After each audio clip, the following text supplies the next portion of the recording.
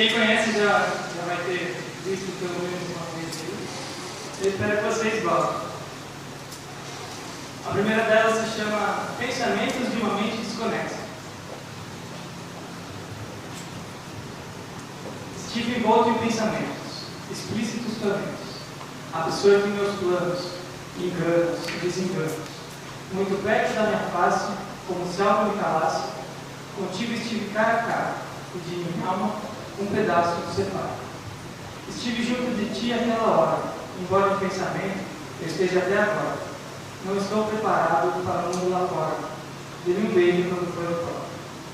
Mesmo que eu tivesse olhos em minha nuca, mesmo que eu não sentisse como isso machuca, mesmo assim não seria apenas dor, refletida no meu sentimento, amor. E agora que reflito, sentimentos que sei que omito surgem ao longo do meu caminho. Espero que já não caminhe mais sozinho. Lembranças de um tempo inexistente, na época em que existia um mundo contente, eu e você juntos viveremos, eu e você. Frases soltas que preenchem meu vazio, que não é só meu, é de toda a terra, na qual ecoa o meu assobio e te chama, grita e berra.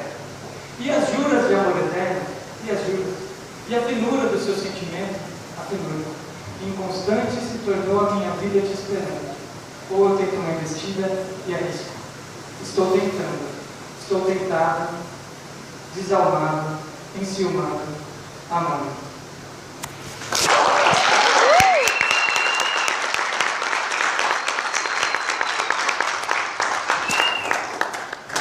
Obrigado, pessoal.